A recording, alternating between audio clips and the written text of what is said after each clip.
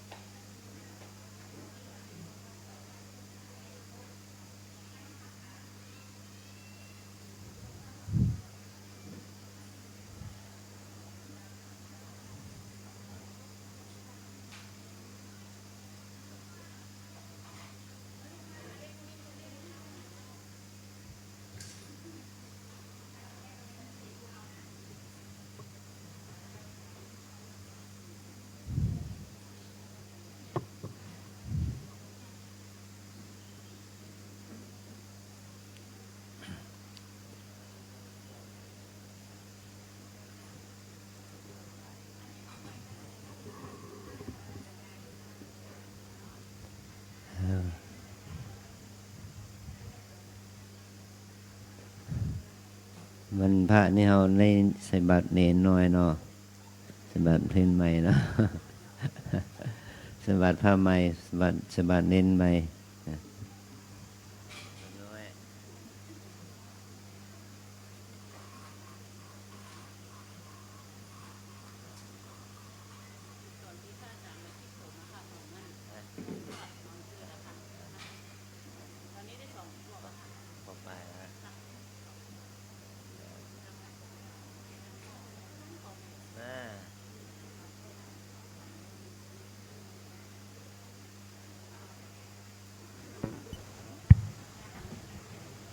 เจิญสถานที่พอมีเวลาอยู่ร่วมกิจกรรมต่อเนื่องกันไปนะครับเนาะเข้ามาภายในวิหารเจ้าวิหารแก้วเบื้องหน้าหลวงพ่อพุทธอัตปามหามุนี หรือว่าหลวงพ่อตะโพของเรานะครับนะในวิหารเจ้านะครับเนาะเพื่อที่ร่วมกิจกรรมไหว้พระอาราธนาเบญจศีลแล้วก็ฟังธรรมฟังเทศนะครับ แต่ท่านใดที่ต้องไปธุระที่อื่นต่อก็กรวดน้ำหยาดน้ำอธิษฐานเองนะครับนะด้านหน้าพระธาตุเจ้านะครับนะต้นเตาสองต้นใบใหญ่ๆเหมือนใบตองตึงนะครับนะที่ด้านหน้าพระธาตุเจ้าเจดีย์ซ้ายขวาได้เลยนะครับสำหรับวันนี้ได้บุญได้กุศลเต็มเปี่ยมบริบูรณ์เหมือนกันคู่คนคู่ท่านนะครับเนาะได้มาส่งเสริมพระสงฆ์องค์เนนที่บวชในโครงการตลอดไปจนถึงทำกิจของสงฆ์เพื่อเจริญก้าวหน้าต่อไปวันต่อวันไปเรื่อยๆนะครับ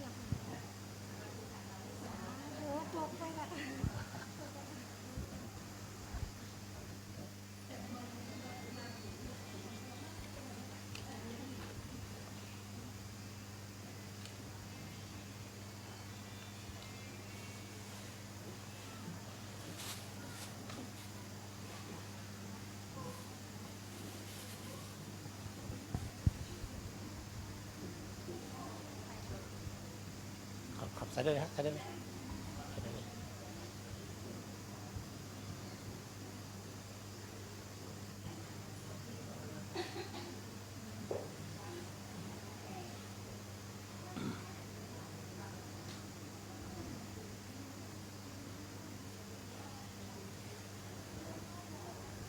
เราสักนะครับเนี่ยคณะสถานทางนอกนะครับเนาะวันนี้ท่านอาจารย์ไวยสากราบอาราธนาองค์เทศองค์แสดงธรรมขึ้นสู่ธรรมาสน์แก้วนะครับเวลานี้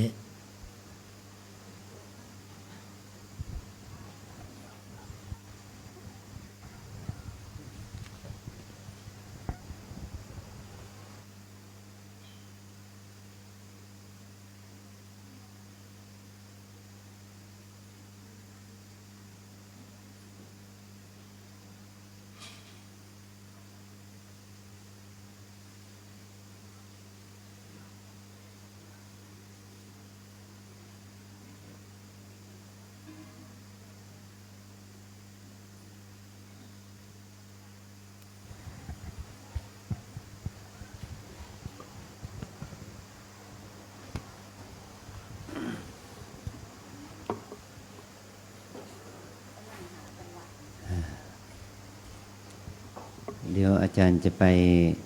ทำบุญที่การไฟฟ้าส่วนเขตหนึ่งนิสธาก็จะให้ทำบุญฟังเทศน์ฟังธรรมไปก่อนเนาะจะไปทำบุญดีการไฟฟ้าส่วนภูมิภาคอันนี้องค์เทศนาคือท่านพระวนนท์นรินทร์โทจะได้มาแสดงธรรมให้แก่พวกเราได้ฟังเพื่อเป็นธรรมนุสวรรณใหม่บุญกุศลอันเกิดจากการฟังธรรมมันเกิดขึ้นการศรัทธาเราทั้งหลายสืบต่อไปก็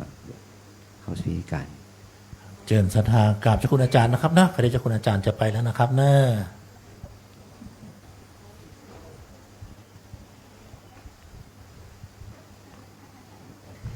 จากนั้นเจิญศรัทธาสาธุชนทุกท่านกราบพระรัตนตรัยครับ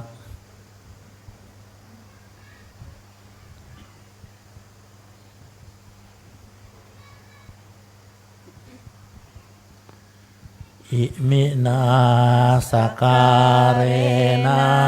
พุทธังอภิปูชยามะอิมินาสการเนะธัมมังอภิปูชยามะอิมินาส สักการเรนะ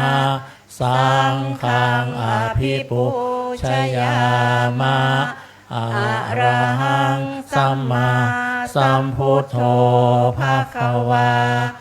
พุทธังภะคะวันตังอภิวาเทมิสวากขาโตภะคะวะตาธัมโมธัมมังนามัสสา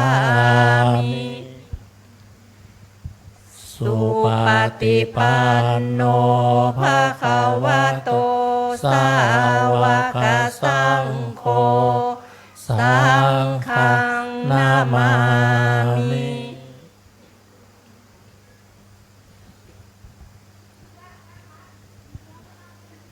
มะยังพันเตวิสุงวิสุงรักขณทายะติสรณเนนะสหอัฏฐศีลานิยาจามะทุติยัมปิมายังพันเตวิสุงวิสุงรักขณทายะติสรณเนนะสหปัฏฐศีลานิยาจามะตติยัมปิมายังพันเตวิสุงวิสุงรักขณทายะติสรณเนนะสหปัฏฐศีลานิยาจามะนะโมตัสสะภะคะวะโตอะระหะโตสัมมาสัมพุทธัสสะนะโมตัสสะภะคะวะโตอะระหะโตสัมมาสัมพุทธัสสะนะโมตัสสะภะคะวะโตอะระหะโตสัมมาสัมพุทธัสสะนะโมตัสสะภะคะวะโตอะระหะโตสัมมาสัมพุทธัสสะนะโมตัสสะภะคะวะโตอะระหะโตสัมมาสัมพุทธัสสะนะโมตัสสะภะคะวะโตอะระหะโตสัมมาสัมพุทธัสสะพุทธังสรณังคัจฉามิพุทธังสรณังคัจฉามิธัมมังสรณังคัจฉามิธัมมังสรณังคัจฉามิสังฆังสรณังคัจฉามิสังฆังสรณังคัจฉามิทุติยัมปิพุทธังสรณังคัจฉามิทุติยัมปิพุทธังสรณังคัจฉามิทุติยัมปิธัมมังสรณังคัจฉามิทุติยัมปิธัมมังสรณังคัจฉามิทุติยัมปิสังฆังสรณังคัจฉามิทุติยัมปิสังฆังสรณังคัจฉามิตติยัมปิพุทธังสรณังคัจฉามิตติยัมปิพุทธังสรณังคัจฉามิตติยัมปิธัมมังสรณังคัจฉามิตติยัมปิธัมมังสรณังคัจฉามิตติยัมปิสังฆังสรณังคัจฉามิตติยัมปิสังฆังสรณังคัจฉามิติสรณะขมนังนิธิตังอามะพันเตปานาติปาตาเวระมณีสิกขาปะทังสมาธิยามิปานาติปาตาเวระมณีสิกขาปะทังสัมมาทิยามิอทินนาทานาเวระมณีสิกขาปะทังสมาธิยามิอทินนาทานาเวระมณีสิกขาปะทังสัมมาทิยามิศีล 8รับก่อนนะอพรหมจริยาเวระมณีสิกขาปะทังสมาธิยามิ อะพลัมมะจริยาเวระมณีสิกขาปะทังสัมมาทิยามิ กาเมสุมิชาจาราเวรมณีสิกขาปะทังสมาธิยามิ กาเมสุมิชาจาราเวรามณีสิกขาปะทังสมาธิยามิ มุสาวาทาเวรมณีสิกขาปะทังสมาธิยามิ มุสาวาทาเวระมณีสิกขาปะทังสัมมาทิยามิ สุราเมรยะมัชฌะปมาทฐานาเวรมณีสิกขาปะทังสมาธิยามิ สุราเมรยะมัชฌะปมาทฐานาเวระมณีสิกขาปะทังสัมมาทิยามิ ต่อไปศีล8รับนะ วิกาละโภชนาเวรมณีสิกขาปะทังสัมมาทิยามิ วิการะโภชนาเวระมณีสิกขาปะทังสัมมาทิยามิ นัจจะขีตะวาทิตะวิสุกทัสนา มาลาคันทะวิเลปนะธารณะมันธนะวิภูสนะธานาเวรมณีสิกขาปะทังสมมาธิยามิ นัจจะคีตะวาทิตะวิสูกะทัสนะมาลาคันทะวิเรปนะธารณะมันดนะวิภูสนัฏฐานาเวรมณีสิกขาปะทังสัมมาทิยามิ อุจจาสยนะมหาสยนาเวรมณีสิกขาปะทังสัมมาธิยามิ อุจจาสยนะมหาสยนาเวรมณีสิกขาปะทังสัมมาทิยามิ อิมานิอัฏฐสิกขาปทานิสีเลนะสุขติงยันติ สาธุ สีเลนะโภคสัมปทา สาธุ สีเลนะนิพุติงยันติตัสสมาสีลังวิโสทะเย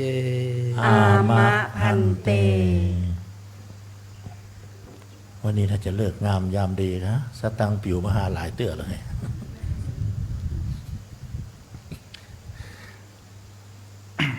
ธัมมาจะโลกาธิปติสหัมปติกัดอัญชลีอันทิวรังอายาจทาสันติทะสัตตาปรชคชาติกาเทเสตุธรรมังอนุกรรมปิมังปะชังอารัธนังกะโรมา นะโมตัสสะภะคะวะโตอะระหะโตสัมมาสัมพุทธัสสะนะโมตัสสะภะคะวะโตอะระหะโตสัมมาสัมพุทธัสสะนะโมตัสสะภะคะวะโตอะระหะโตสัมมาสัมพุทธัสสะสุโขปุญญสะอุจจโยติ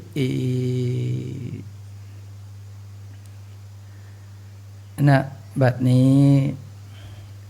จักได้แสดงพระธรรมเทศนาในสุภกถาพันนาว่า การสั่งสมบุญนำความสุขมาให้ ปรารภถึงโอกาสวันนี้ถือเป็นวันพระเป็นวันธรรมสวนะหรือที่เราท่านทั้งหลายรู้กันว่าเป็นวันฟังธรรมอาตมาภาพก็จะได้ทำการแสดงพระธรรมไปจนกว่าจะได้ยุติลงในเวลาอันสมควรสืบไป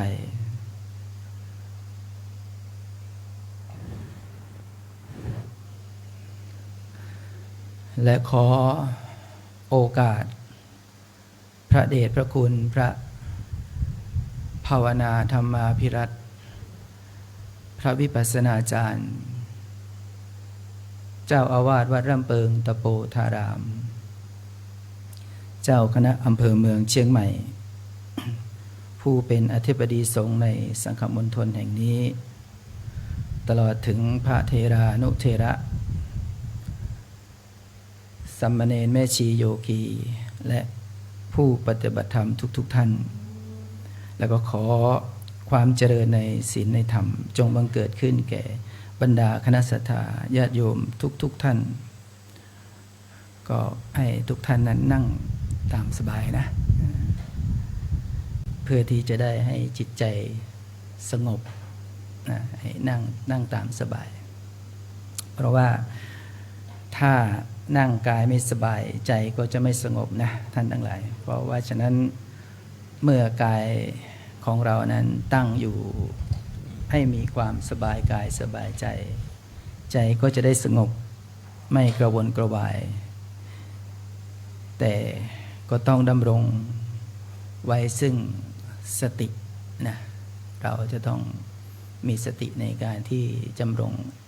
กายนี้ไว้เพื่อที่จะได้รับฟังพระธรรมเทศนาเพราะฉะนั้นบุคคลที่มีสติในตอนนี้ก็คือมีสติจดจ่ออยู่ที่ผู้พูดหรือผู้แสดงธรรม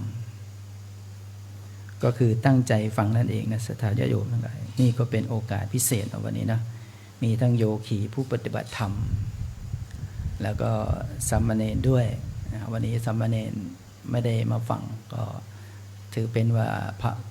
ปรารภในเหตุที่ว่าวันนี้มีโครงการมาบวชนะท่านทั้งหลายนี่เป็นก็เรียกว่าผู้ปรารถนาซึ่ง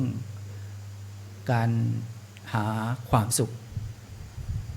ก็ได้เข้ามาพึ่งร่มแห่ง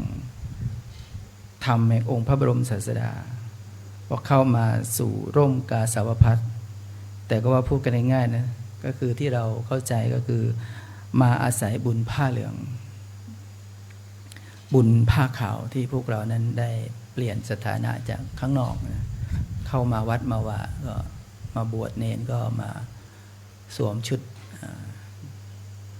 สามเณร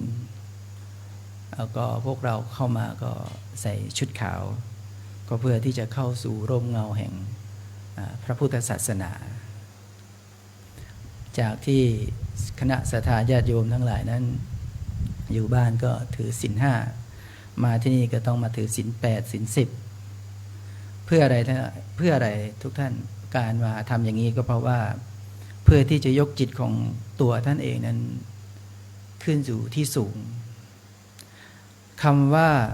สูงในที่นี่ไม่ได้หมายว่าเราจะสูงพิเศษเหนือสิ่งอื่นใดไม่ใช่ว่าสูงกว่าคนอื่น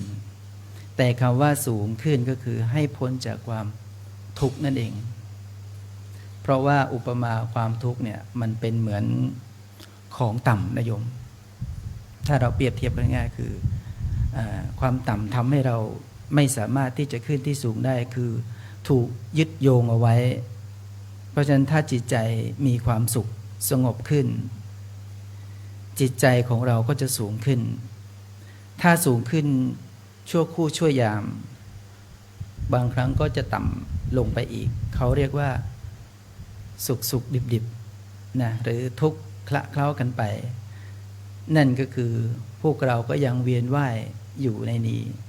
แต่ถ้าเราจะอยากจะหลุดพ้นจากวัฏฏะสังสารนี้เราก็จะต้องหลุดพ้นจากความทุกข์จริงๆนะแล้วใครเล่าจะทำในสิ่งนี้ได้ก็มีคนทำได้แล้วแต่เราท่านทั้งหลายนี่ก็ต้องฝึกปฏิบัติแล้วก็สั่งสมบารมีไปเรื่อยๆความสุขนั้น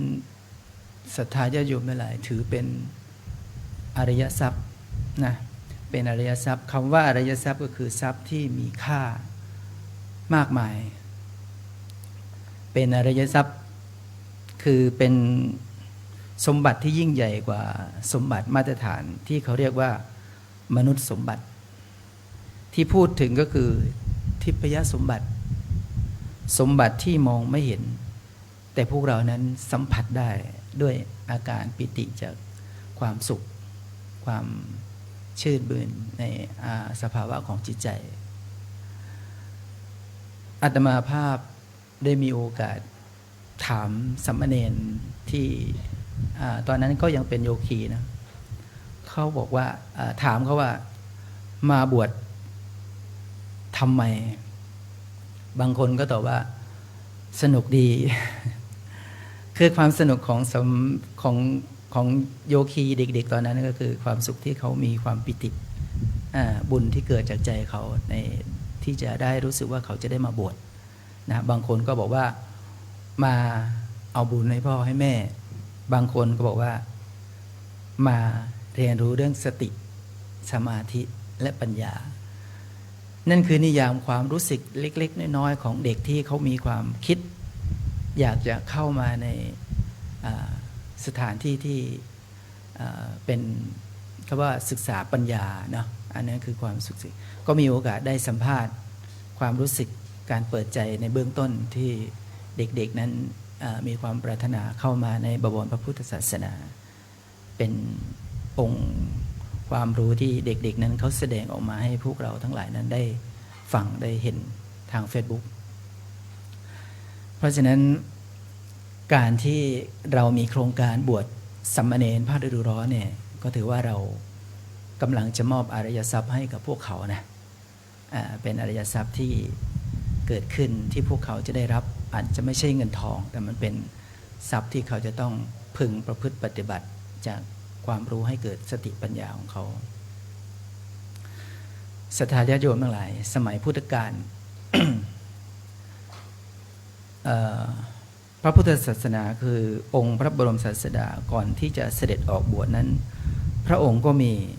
พระโอรสอยู่ที่ชื่อว่าพระราหุลเนี่ยสมัยก่อนก็มีสามเณรหลายรูปนะวันนี้ก็จะยกเรื่องของพระราหุลมาให้ศรัทธาญาติโยมนั้นได้เห็นให้เข้ากับบรรยากาศเพราะช่วงนี้ก็ถือว่าเป็นการบวชสามเณรด้วยชื่อว่าพระราหุลเพราะเหตุนี้เองพระราหุลนั้นก็เป็นเด็กธรรมดาทั่วไปในช่วงนั้นนะเป็นเด็กที่เห็น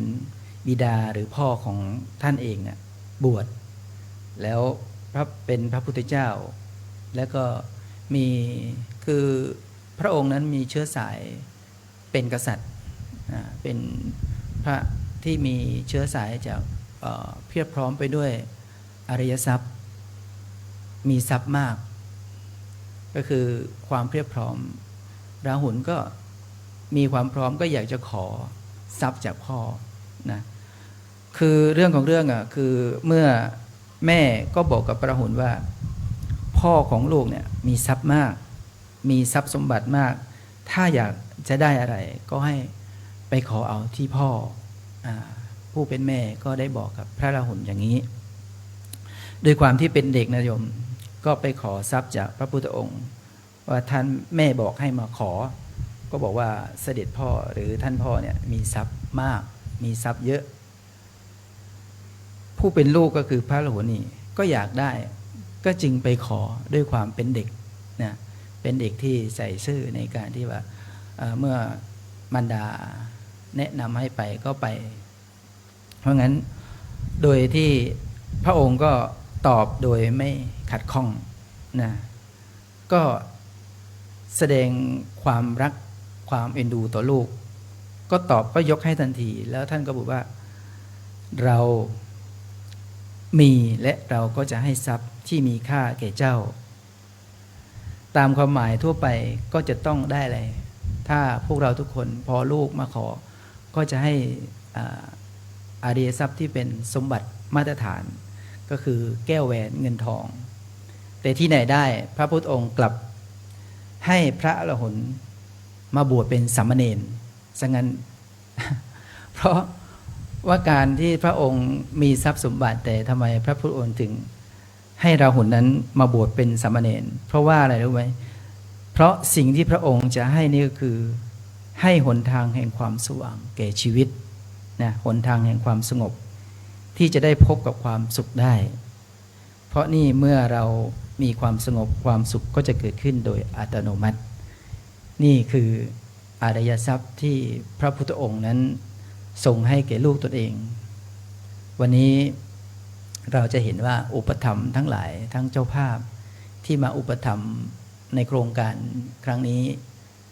ก็ถือว่าเป็นการมอบอริยทรัพย์ให้แก่สามเณรทั้ง50-60 กว่าชีวิตที่บวชในโครงการนี่เป็นการให้ทรัพย์อย่างชาญฉลาดดังนั้นท่านทั้งหลายวันนี้มีสามเณรมาบวชในโครงการก็เรียกว่าภาคฤดูร้อนดังที่อาตมาภาพได้พูดคุยแต่เบื้องต้นว่าเคยได้สัมภาษณ์ว่าบวชเพื่ออะไรนะเขาก็ตอบตามความอัธยาศัยคือบวชเพื่อมาเอาบุญบวชเพื่อที่จะเอาบุญให้พ่อให้แม่เพราะฉะนั้นเราก็คิดอย่างนี้เดียวกันว่าการบวชมาเพื่อที่จะเอาบุญแต่การบวชแล้วบุญนั้นคืออะไรท่านทั้งหลายบุญเป็นชื่อของความสุขดังกับพุทธภาษิตที่อาตมาภาพยกขึ้นแต่เบื้องต้นว่าสุโขปุญญสะอุจจโยความสั่งสมบุญนั้นนำสุขมาให้เพราะฉะนั้นการได้เข้ามาสู่ร่มผ้าสากาวพัสนั้นเบื้องแรกก็คือบุคคลที่อุปถัมภ์คือพ่อแม่และพี่น้องเป็นต้นและผู้อุปถัมภ์ท่านก็หวังว่าอานิสงส์ที่จะได้ส่งให้บุตรหลานเข้ามาสู่ร่มผ้ากาสาวพัสนั้นในที่นี้ก็คือการได้มาบวชเป็นสามเณรในภาคฤดูร้อนบรรดาบุคคลเหล่านั้นท่านก็หวังที่จะได้บุญผ้าเหลืองหรือที่ว่าเกาะชายผ้าเหลืองนั่นเองแต่ว่าคำว่าเกาะชายผ้าเหลืองแล้วเกาะไปไหนนะศรัทธาญาติโยมท่านทั้งหลายบุคคลผู้ที่เข้าสู่ร่มผ้ากาสาวพัสนั้นคือได้ห่มชุดของสงฆ์ก็คือผ้าเหลืองมาห่อหุ้มร่างกายนี้จากที่เป็นบุคคลธรรมดาก็เป็นที่น่ากราบไหว้อันนี้เป็นที่เบื้องต้นของบุคคลที่น่ากราบไหว้และเราก็ต้องสำเนียกตนเองว่าควรจะทำตัวให้อยู่ในการสำรวมการสำรวมในที่นี้คือการสำรวมตัวเองในสถานะที่ตัวเองนั้นบวชมาเป็นพระคือคิดว่าเราเนี้ยทำยังไงให้เขานั้นได้กราบได้ไหว้เพราะฉะนั้นที่นี่เราก็ต้องรักษาข้อวัดเนี่ยคือการมาบวชแล้วก็สิ่งหนึ่งที่ทั้งสามเณรและก็พระภิกษุสงฆ์เนี่ยก็คือการรักษาข้อวัดปฏิบัตินั่นก็คือถือศีลเป็นต้นเพราะศีลเป็นเบื้องต้นของการที่จะทำให้เรานั้นเป็นคนดีความปกติสุขในการที่จะทำให้เรานั้นพัฒนาจิตใจของเราก็ต้องสละความร่าเริงในวัยเด็กนี่ถ้าเราไม่ได้มาบวชมาเป็นสามเณรอยู่ที่นี่บางทีศรัทธาญาติโยมเด็กๆเนี่ยสิ่งเหล่านี้บางทีเขาก็มีความเป็นผู้ทุชนที่อยู่ข้างนอกวันหนึ่งเขาไปไหนบางทีก็มีเงินนิดหน่อยก็วิ่งเข้าเซเว่นบ้างเข้าร้านค้าบ้างและที่สำคัญนี่เล่นเกมบ้างเนี่ยมันเป็นเรื่องของที่ว่าเขาไม่ได้พัฒนาจิตใจในทางที่ศีลธรรมจริยธรรมแต่เขากลับมุ่งหาแต่เรื่องของความโลภความหลงสิ่งเหล่านี้มันเป็นเรื่องของธรรมดาของมนุษย์ที่อยู่ข้างนอกเพราะงั้นชีวิตของเขาบางครั้งนะโยมไม่ว่าจะเป็นพระหรือเป็นสามเณรที่มาบวชในโครงการบางทีก็แขวนอยู่บนเส้นได้นะถ้าเขาไม่ได้มาในโครงการนี้เล่นไปแล้วก็เที่ยวกระหน่ำบันเทิงการใช้ชีวิตการเดินทางบางครั้งโยมอาจจะสิ่งที่อาจจะไม่คาดคิดในการเกิดก็คืออุบัติเหตุบ้างความผิดพลาดในทางชีวิตบ้างแล้วก็มีภัยต่างๆแต่พอเราได้มาเข้าสู่ความเป็นผู้บวชมานุ่งห่มผ้าอยู่ในร่มธรรมแห่งองค์พระสัมมาสัมพุทธเจ้าจะไปเล่นแบบชาวบ้านจะไปขับมอเตอร์ไซค์จะไปเล่นโซนเหมือนเด็กทั่วไปก็ไม่ได้ก็จะต้องมีความสงบเสงี่ยมที่เรียกว่าการสำรวมนั่นเองนี่คือบริบทที่เรียกว่าความแตกต่างระหว่างที่เราวัดเรามีโครงการจัดบวชในโครงการนี้ก็เพื่อให้มองเห็นจุดนี้ซึ่งเป็นจุดของการพัฒนาเด็กและเยาวชนซึ่งก็นำไปสู่สังคม ที่จะเกิดสังคมที่ดีนี่คืออานิสงส์ของการเข้ามาบวชในโครงการบวชเข้าพรรษานั่นเองเพราะงั้นเมื่อเราบวชแล้วไม่ว่าจะเป็นพระหรือเป็นสามเณรเราก็มีความสำรวมระวังการเกิดขึ้นอยู่ที่มีกฎระเบียบถูกครอบคลุมอยู่ที่กฎระเบียบของเราและการประพฤติในศีลดังตั้งมั่นในศีลเป็นต้นบุคคลที่เป็นพ่อเป็นแม่และญาติพี่น้องก็มีความโล่งใจเบาใจไม่ต้องไปห่วงไปกังวลลูกเราไปที่ไหนกับเพื่อนออกไปเที่ยวแล้วก็ไม่รู้ว่าจะประสบเพศภัยเช่นไรบ้างพ่อแม่ก็จะได้เบาใจลงความทุกข์แห่งความเป็นห่วงเป็นใยนั้นก็ไม่มีเพราะฉะนั้นเมื่อความทุกข์ไม่มีสิ่งที่จะมาแทนที่คือความสุขนั่นเองนั่นญาติโยมคือความสุขเราก็จะได้ดังที่บอกไปแล้วว่าสิ่งที่เราเรียกว่าบุญนั้นเป็นเรื่องชื่อของความสุขเพราะฉะนั้นเมื่อเราเข้ามาสู่จุดตรงนี้เข้ามาอยู่ในร่มผ้ากาสาวพัสเมื่อเราเป็นผู้สงบขึ้นเป็นผู้สำรวมกายวาจาใจบุญที่เกิดขึ้นก็ไม่ใช่เกิดขึ้นที่เราคนเดียวส่งผลไปให้กับคนข้างเคียงหรือญาติมิตรของเราเป็นต้นแม้แต่ผู้อุปถัมภ์ค้ำจุนในการที่อุปถัมภ์ให้เราก็เกิดความสุขท่านก็จะได้อานิสงส์นี่คือการเกาะชายผ้าเหลืองดังว่าเพราะว่าฉะนั้นเราการที่มาสร้างบุญหลายคนเชื่อว่าจะส่งผลในชาติหน้าแต่ถ้าเรามีความสุขความเข้าใจในหลักธรรมของพระพุทธศาสนาอย่างแท้จริงนะศรัทธาญาติโยมทั้งหลาย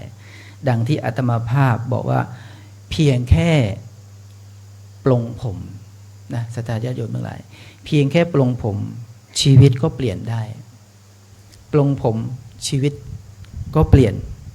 นอกจากเปลี่ยนชีวิตของตนเองแล้วก็ส่งผลบุญแห่งการได้ครองผ้าสากาวพัสนี่ยังส่งผลให้กับคนรอบข้างมีพ่อมีแม่มีมิตรเป็นต้นให้ท่านได้เกาะชายผ้าเหลืองเกาะชายผ้าเหลืองเห็นแล้วได้ผลในชาตินี้ก็ไม่ต้องไปรอชาติหน้าเนี่ยท่านโยมทั้งหลายเราไม่ต้องไปรอชาติหน้าหรอกว่าความสุขนี้มันเกิดขึ้นเมื่อไหร่เนี่ยแค่เราเห็นบุตรหลานของเราบวชลงผมบางคนนี้น้ำตาไหลนะเนี่ยความปิติเกิดขึ้นเขาเรียกว่าบุญเกิดขึ้นในชาตินี้ให้เห็นตรงๆได้เห็นเต็มตานะบางคนมีความปิติได้สัมผัสกับความอิ่มเอิบอิ่มใจท่านลองคิดดูว่าจริงหรือไม่บางคนแค่เป็นเจ้าภาพองค์หนึ่งเห็นสามเณรปลงผมเปลี่ยนชุดความปิติก็เกิดขึ้นกับเจ้าภาพองค์นั้นนะแล้วถามว่าทำไมจะต้องบอกว่าให้ท่านลองคิดดูว่าจริงหรือไม่เพราะว่าในคำสั่งสอนของพระพุทธศาสนานั้นสอนให้ในสิ่งที่เป็นเหตุและเป็นผลเมื่อมีผลเมื่อมีเหตุผลก็ตามมาอย่างที่เราทราบว่าพอเราเห็นการบวชความสุขความปิติก็เกิดขึ้นในใจนั่นเองเพราะฉะนั้นแล้วก็ไม่ได้สอนแต่เรื่องชาติหน้านะศรัทธาญาติโยมทั้งหลายไม่ได้สอนแต่เรื่องนรกไม่ได้สอนแต่เรื่องสวรรค์ที่ท่านทั้งหลายเข้าใจคำว่านรกนั้นที่บอกว่าเป็นนรกได้ก็คือที่ที่ไม่สบายใจเขาเรียกว่าอบายภูมิอบายภูมิเราเจอกันตอนไหนท่านเราเจอกันตั้งแต่ตอนยังมีชีวิตอยู่นี่แหละนะเวลาเรามีความทุกข์เราก็คือเจอเรื่องของอบายภูมิและสุคติภูมิเราเจอได้ตอนไหนท่านทั้งหลายเราก็เจอได้ตอนยังหายใจอยู่นี่แหละเนี่ยเขาเรียกว่าเจอทั้งสุคติภูมิยังมีชีวิตอยู่เช่นกันคือนั่นคือความสุขที่มันเกิดขึ้นเพราะว่าชีวิตของคนเรานี้สับเปลี่ยนอยู่ตลอดเวลาเป็นกฎเขาว่าความเปลี่ยนแปลงทั้งสุขทั้งทุกข์ทั้งเฉยๆยินดียินร้ายอารมณ์3เนี่ยมันก็ปรากฏขึ้นกับตัวเรานี่แหละนะเดี๋ยวบางคนก็บอกโอ้ฉันได้ขึ้นสวรรค์เนี่ยความสุข เดี๋ยวก็ลงนรก ลงนรกความทุกข์มันบังเกิดขึ้น เพราะไปทำอะไรไม่ได้ดั่งใจความทุกข์ก็เกิดขึ้น พอขึ้นสวรรค์ก็เกิดความสุข เดี๋ยวก็สุขเดี๋ยวก็ทุกข์นี่อารมณ์3ปรากฏขึ้นในตัวเรา เพราะงั้นถ้าเรามีความสงบมีความสำรวมเป็นต้นจิตใจของเราก็จะไม่ขึ้นไม่ลง ก็คือยังคงมีสตินั่นเองนะศรัทธาญาติโยมทั้งหลายเอาสติเป็นที่ตั้งในการรู้ในการเข้าใจในการเกิดขึ้นตั้งอยู่ดับไปของสภาวะนั้นๆเมื่อมีสติแล้วท่านทั้งหลายจิตใจไม่ขึ้นไม่ลงคงที่มีสติเขาเรียกว่ามัชฌิมปฏิปทาไม่สุขไม่ทุกข์สุขก็ไม่ไปยึดติดนะทุกข์ก็ไม่หวั่นไหวความสงบก็เกิดขึ้นท่านทั้งหลายถ้าบอกว่าความสุขก็ไม่ยึดติดถ้าเรายึดติดกับความสุขเมื่อไรเนี่ยก็ให้ท่านทั้งหลายนั้นพึงตระหนักไว้ว่า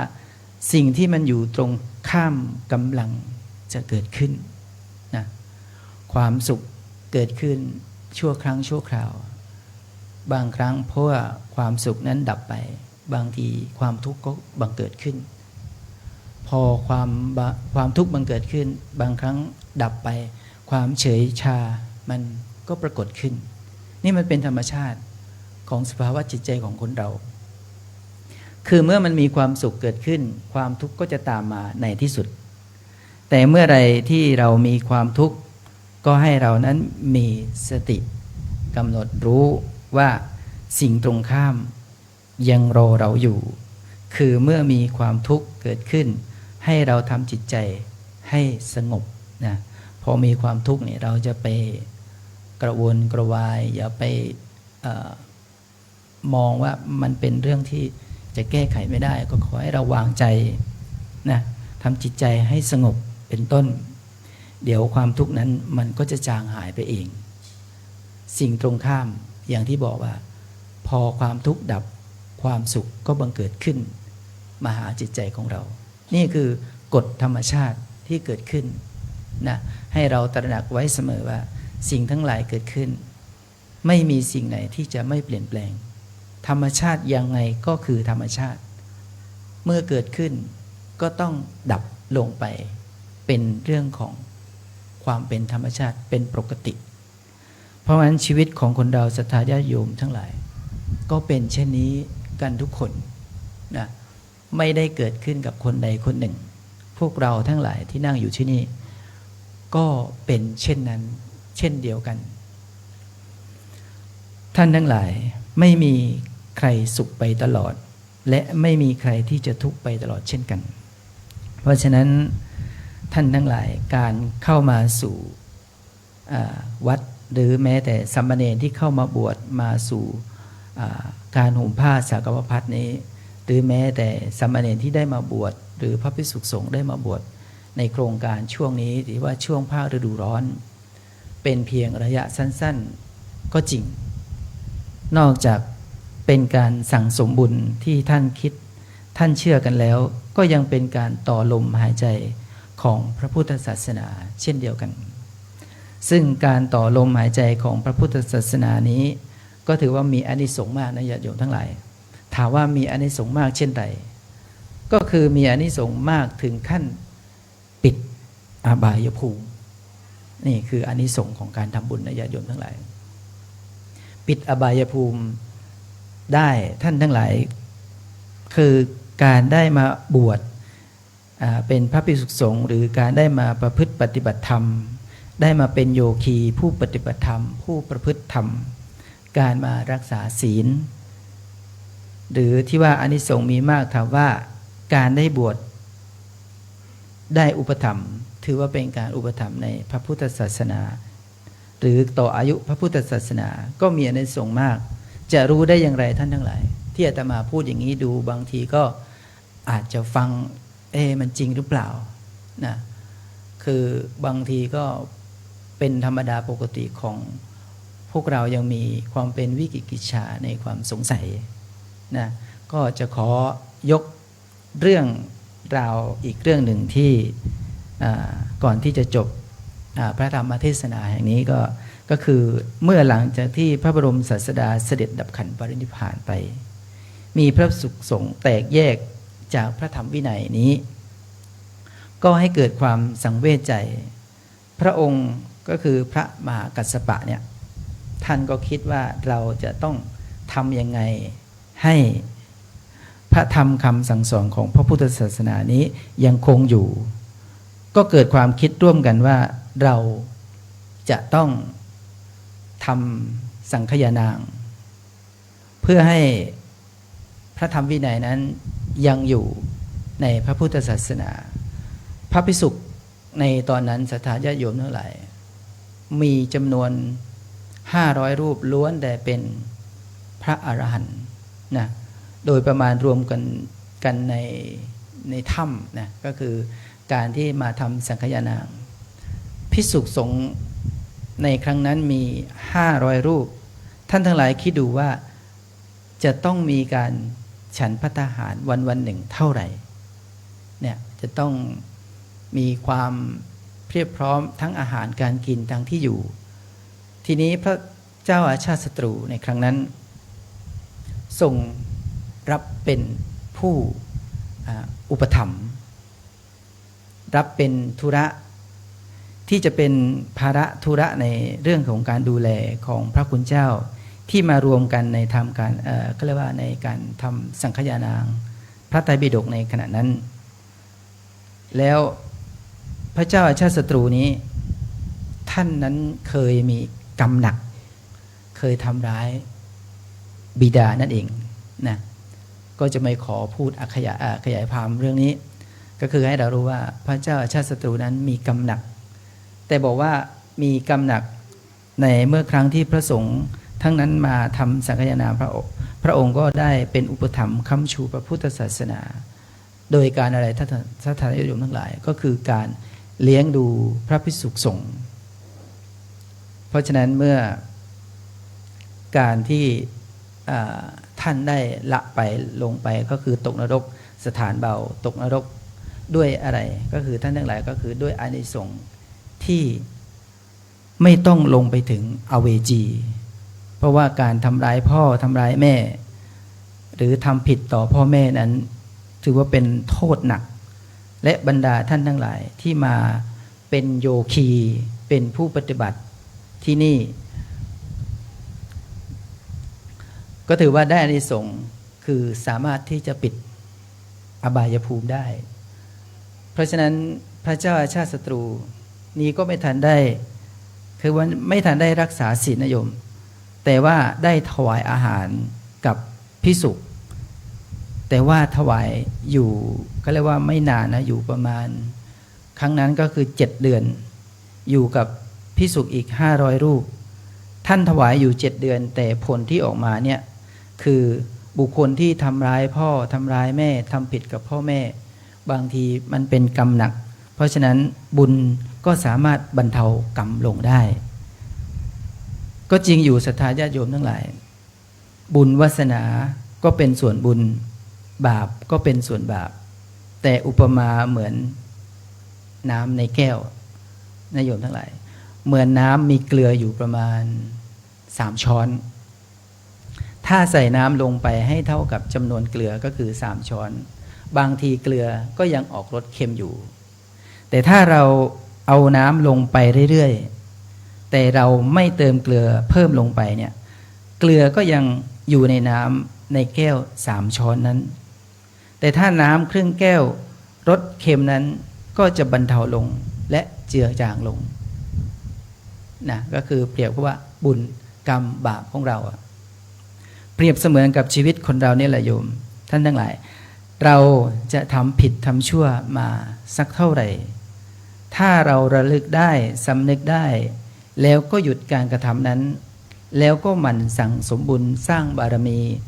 สร้างคุณงามความดีอุปมาเหมือนเกลือเป็นตัวแทนของความชั่วที่ถูกผสมไว้ในแก้วนะแต่ถูกบรรเทาด้วยน้ำที่เติมลงไปแบบเดียวกับการสั่งสมบุญสั่งสมบารมีคุณงามความดีเติมคุณงามความดีก็คือ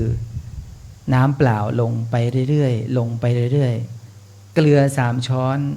นั้นก็ยังอยู่ในแก้วเหมือนเดิมแต่ไม่สามารถที่จะส่งผลคือความเค็มออกมาได้นะเพราะฉะนั้นว่าน้ำเปล่าจะมีรสจืดมีมากกว่าชีวิตของพวกเราท่านทั้งหลายได้เสียสละในเวลาแห่งการใช้ชีวิตแบบคฤหัสถ์อาจจะไปเที่ยวเตร่ไปทำอย่างอื่นทำโน่นทำนี่บ้างท่านหยุดด้วยการมาประพฤติปฏิบัติธรรม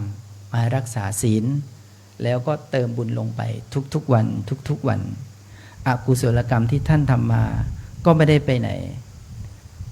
ศรัทธาญาติโยมทั้งหลายสิ่งที่มันมากกว่านั้นก็คือต้นทุนบุญกุศลที่เราได้เติมลงไปเหมือนเราเติมน้ำเปล่าลงในแก้วน้ำที่มีเกลือเติมอยู่นั่นเองชั้นใดก็ชั้นนั้นศรัทธาญาติโยมที่มาประพฤติปฏิบัติธรรมเนี่ยก็จะได้เติมบุญเติมกุศลให้กับจิตใจของเราแต่น้ำเปล่าเราไม่ได้เติมเกลือลงไปนะญาติโยมให้นึกตามนะอุปมาทำแต่ความดีเราไม่ได้ทำความชั่วเพิ่มสั่งสมคุณงามความดีนั้นก็จะสามารถเบียดบังปิดบังอำพรางกรรมนั้นได้อำพรางกรรมนั้นได้ก็เหมือนเกลือที่ถูกน้ำผสมลงไปมากกว่านั่นเองเบียดบังหรือปิดบังรสเค็มของเกลือหรือยังเท่ากับส่งผลนิดหน่อยก็บางทีก็ถ้าน้ำมากๆที่ไม่ออกรสเค็มเลยนอกจากนั้นแล้วการทำบุญนั้นได้การสร้างกำบังหรือกำลังกุศลที่จะเกิดขึ้นมาใหม่แล้วก็เป็นการเรียกว่าสะกดหรือว่าการทำเจือจางต้นอกุศลที่เราได้ทำไว้แต่เดิมหรือบางคนนี้ไม่มีเรื่องของอกุศลเลย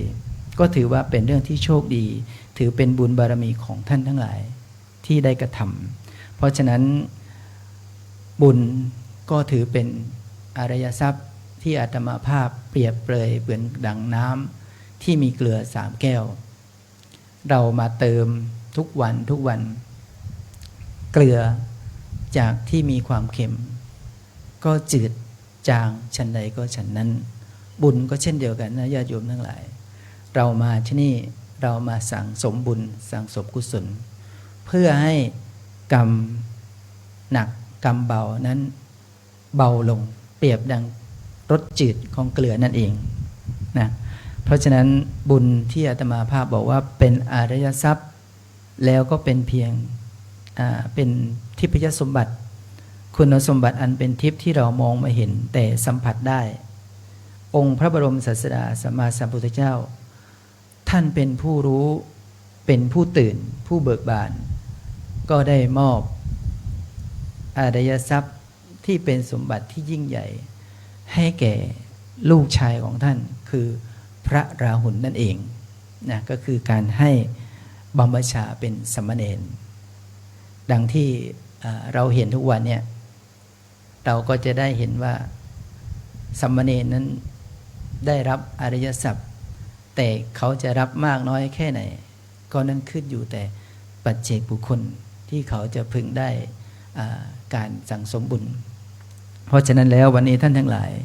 การมาประชุมพร้อมกันท่านทั้งหลายก็คือคุณสมบัติอันยิ่งใหญ่ที่ครอบครองแล้วแต่ใครจะทำทรัพย์สมบัตินั้นให้เจริญขึ้นหรือไม่นั้นก็ขึ้นอยู่กับท่านทั้งหลายก็คือการประพฤติปฏิบัติตามข้อวัดข้อที่ถูกกำหนดขึ้นโดยอย่างสามเณรหรือพระภิกษุสงฆ์ในโครงการนี้ก็ถูกกำหนดด้วยพระพี่เลี้ยงนะครูบาอาจารย์ณที่สถานที่ครูบาอาจารย์นั้นก็เป็นเพียงผู้กำหนดและผู้ดูแลไม่สามารถที่จะไปบังคับหรือไม่สามารถที่จะไปกำหนดให้ท่านนั้นทำอย่างนี้อย่างนั้นได้เพียงแต่เป็นผู้บอกเท่านั้นเพราะฉะนั้นท่านทั้งหลายสามารถที่จะทำบุญทำกุศลบารมีให้เจริญงอกงามขึ้นได้ด้วยตัวของท่านเองนะตามแนวทางที่ครูบาอาจารย์ทั้งหลายนั้นได้บอกได้กล่าวได้แนะแนวส่วนตัวผู้แสดงวันนี้ก็ไม่มีสิทธิ์ที่จะไปชี้แนะไม่มีอภิสิทธิ์ใดๆที่จะมาชี้ทางชี้นำท่านมีเพียงแต่ว่าบอกได้กล่าวเพื่อให้ท่านทั้งหลายนั้นได้นำไปคิด เมื่อคิดแล้วว่าเป็นประโยชน์เป็นคุณก็ลงมือปฏิบัติถ้าเป็นสาระเป็นประโยชน์ให้โปรดนำไปคิดไปพิจารณา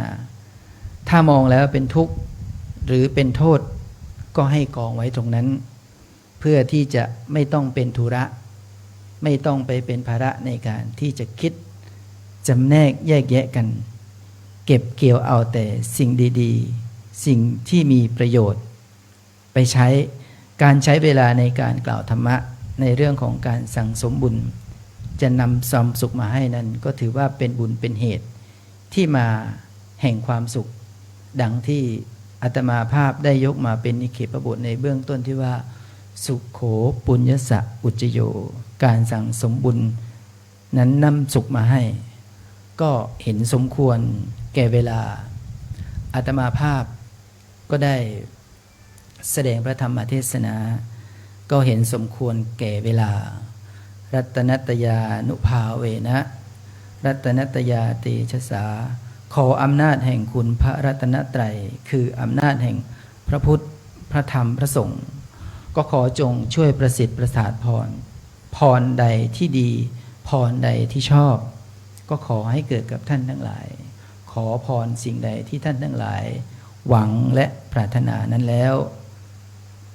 เป็นไปด้วยชอบประกอบด้วยธรรมก็ขอให้สิ่งทั้งหลายเหล่านั้นจงเป็นผู้สำเร็จจงเป็นผลผู้สำเร็จจงเป็นผลสำเร็จทุกประการแสดงพระธรรมเทศนาก็พอสมควรแก่เวลาจึงขอสมมุติยุติลงคงไว้แต่เพียงเท่านี้เอวังก็มีด้วยประการฉนี้ธรรมยังสาธุกลังกโลมะเสธุสาธุสาธุ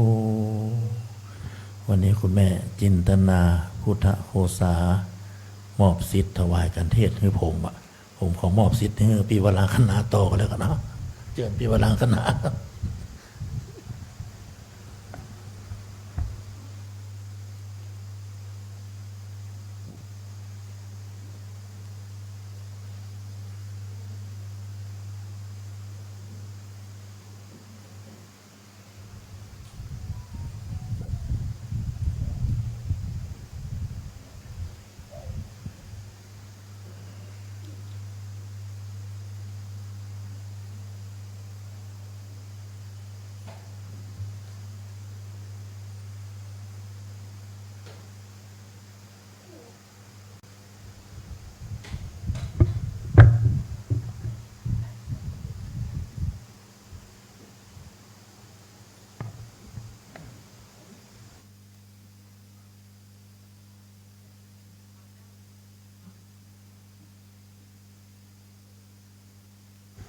ครับนิมนต์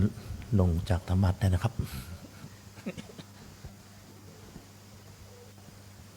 วันหลังถ้าจะได้ขออนุญาตจดรายชื่อคณะสถานนะถ้าเตียวคงนึกบ่ออกว่าชื่ออย่าง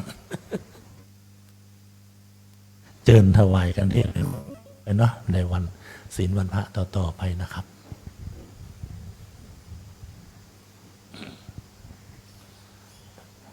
เอามาได้เลยครับแม่มาได้เลยครับนี่องค์เทศกำลังจะลงมานี่ครับเดี๋ยวถวายไปเลยนะนี่พานนี่นะครับเดี๋ยวจะขึ้นนั่งนี่นะครับเนาะโอ้อาสนะมีก่อนเดี๋ยวนะอาสนะมีไหน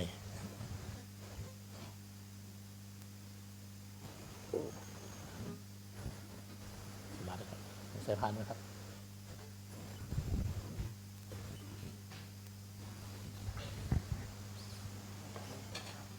ปิวนะครับเนี่ย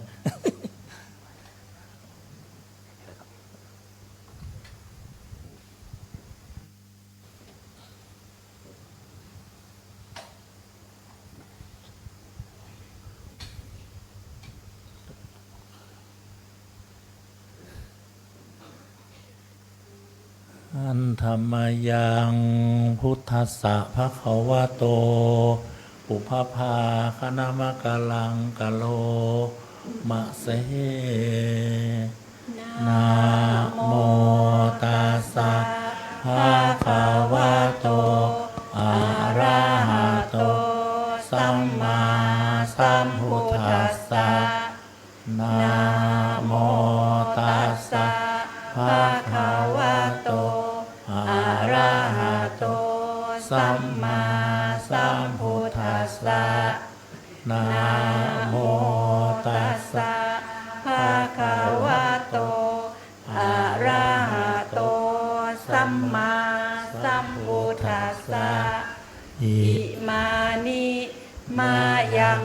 เตภัตตานิสัปปะริวารานิภิกขุสังคัสสะโอโนชยามะสาธุโนพันเตภิกขุสังโฆอิมานิภัตตานิสัปปะริวารานิปฏิคันหาตุอัมหากังทีครตังหิตายะสุขายะข้าแต่พระภิกษุสงฆ์ผู้เจริญข้าพระเจ้าทั้งหลายขอน้อมถวาย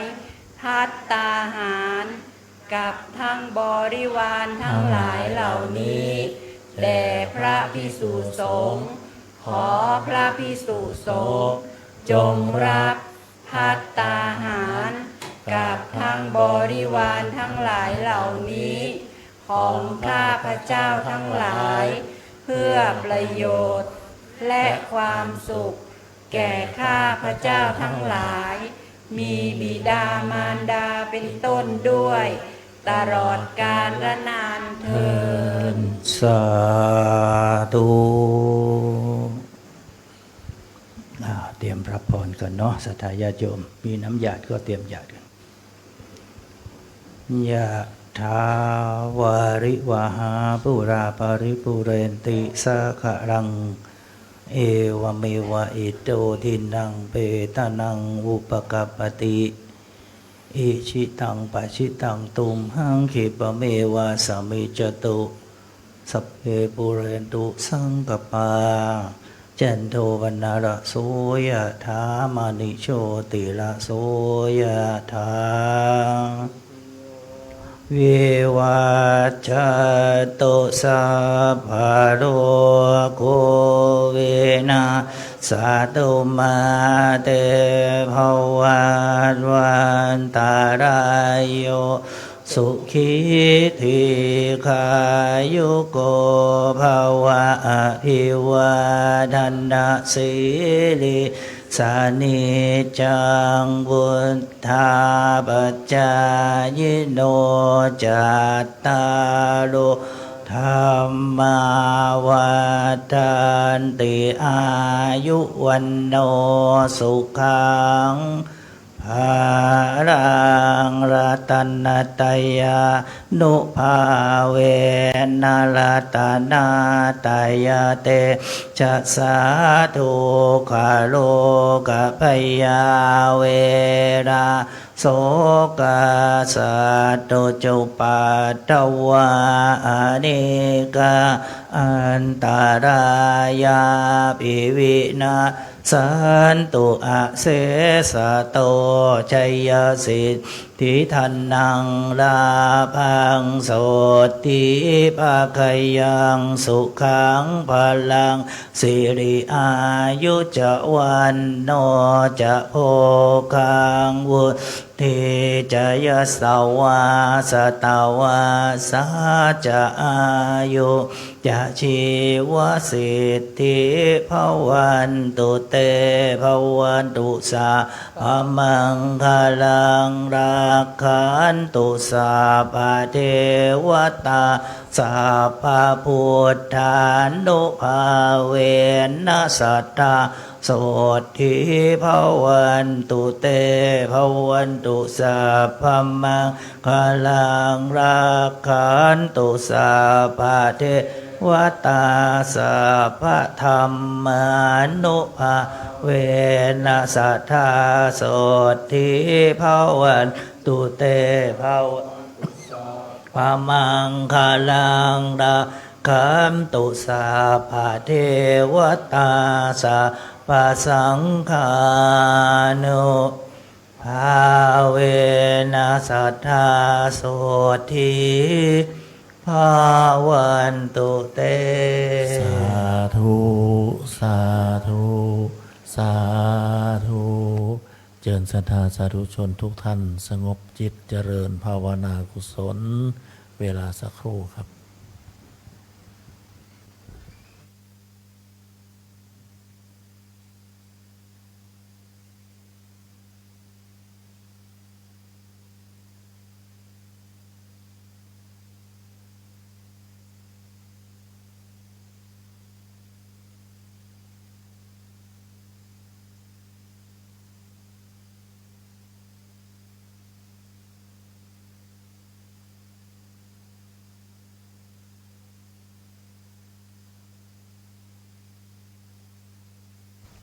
สมควรแก่เวลาแผ่เมตตาพร้อมกันอีตังตานากัมมังนิพพานะปัจจายโยโหตุโนนิจจังอีตังศีลากัมมังนิพพานะปัจจายโยโหตุโนนิจจังอิตังภาวนากัมมังนิพพานาปัจจายโยโหตุโนนิจจังยังกินจิกุสาลังกัตตาพังกัมมังสัพเพหิอัมเหหิกาตังปุญญังโนอนุโมทันตุสุนันตุพนโตเยเทวะอาสามิงหาเนนาทิคาตาทิคายุกาสัทธาโหนตุสัพเพสัตตาสุขีอัตตานังปาริหารันตุมาตาปิตาสุขิตาโหนตุทุกขาปามุจจันตุสัพเพยาตากาสุขิตาโหนตุทุกขาปามุจจันตุสัพเพอายาตากาสุขิตาโหนตุทุกขาปามุจจันตุสัพเพปิสาสัพเพยัคฆาสัพเพเปตาสุขิตาโหนตุทุกขาปามุจจันตุสัพเพนาคาตาสุขิตาโหนตุทุกขาปามุจจันตุสัพเพเทวาสุขิตาโหนตุทุกขาปามุจจันตุสัพเพอาจาริโยปัจฉายาสุขิตาโหนตุทุกขาปามุจจันตุสัพพะสัมปติโยสามิชันตุโห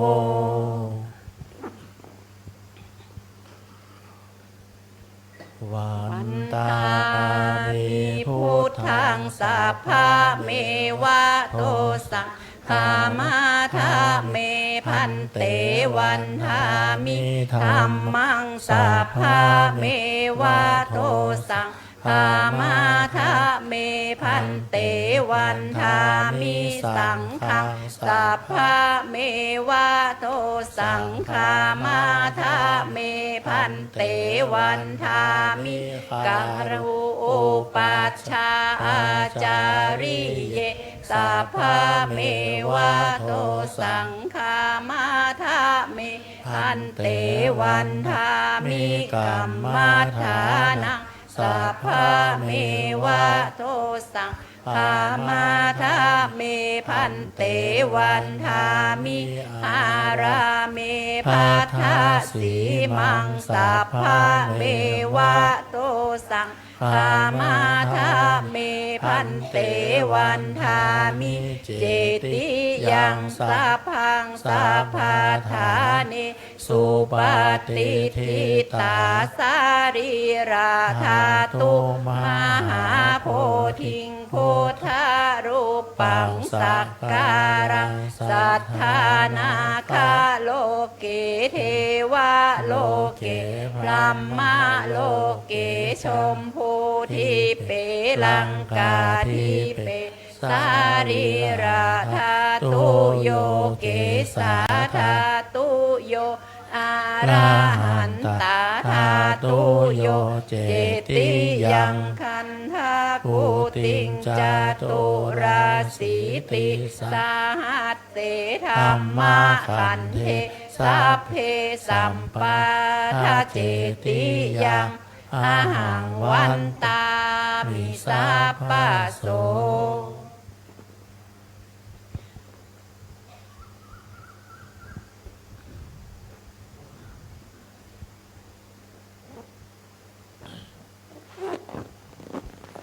สาธุวันทามิพันเต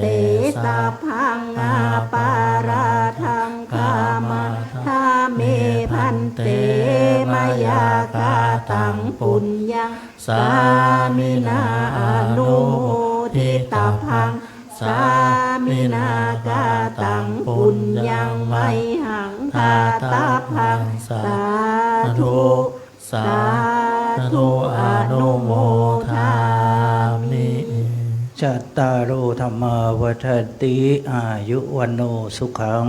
ภะลังสาธุสาธุสาธุต่อไปจะอุปโลกอาหารเนาะนะโมตัสสะภะคะวะโตอะระหะโตสัมมาสัมพุทธัสสะนะโมตัสสะภะคะวะโตอะระหะโตสัมมาสัมพุทธัสสะนะโมตัสสะภะคะวะโตอะระหะโตสัมมาสัมพุทธัสสะยัคเคพันเตสังโฆชานาโตขอพระสงฆ์ทั้งปวงจงฟังคำของข้าพเจ้าบัดนี้ได้มีทายกทายิกาผู้มีจิตศรัทธาเลื่อมใสในพระพุทธศาสนา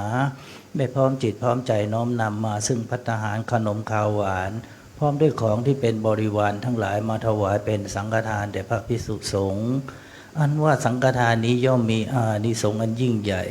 สมเด็จพระพุทธองค์จะได้จำเพาะเจาะจงว่าเป็นของภิกษุรูปหนึ่งรูปใดก็หาไม่ได้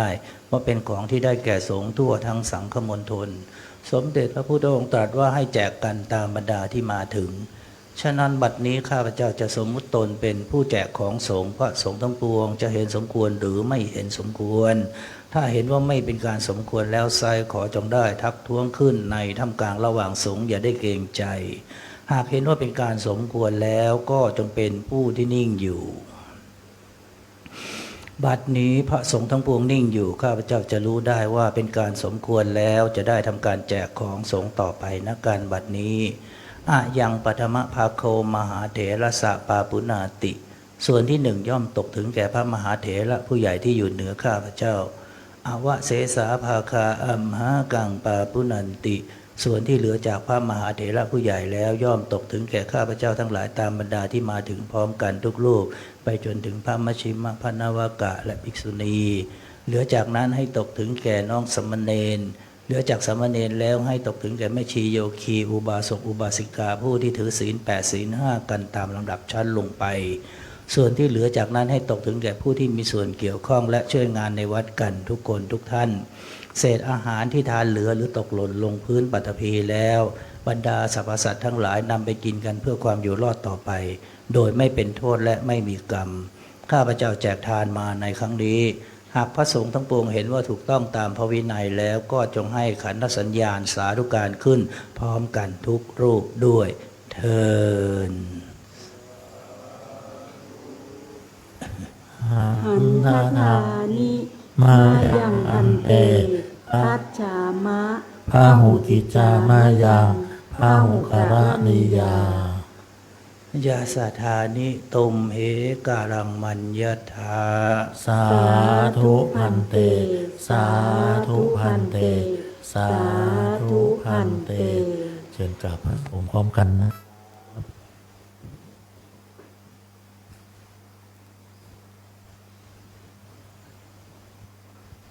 ไหว้พระพร้อมกันอะระหังสัมมาสัมพุทโธภะคะวาพุทธังภะคะวันตังอะภิวาเทมิสวากขาโตภะคะวะตาธัมโมธัมมังนะมัสสามิสุปฏิปันโนภะคะวะโตสา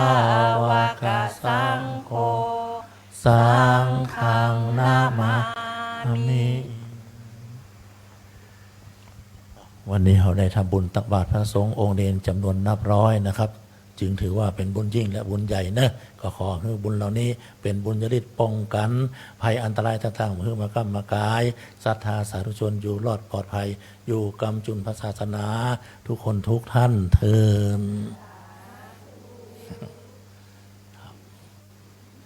วันนี้คณะศรัทธามาทำบุญตักบาตรเน้นไปที่สามเณรเป็นหลักเนอะเพราะฉะนั้น อาหารในตะกร้าค่อนข้างจะเบบีพวกนะครับเนาะ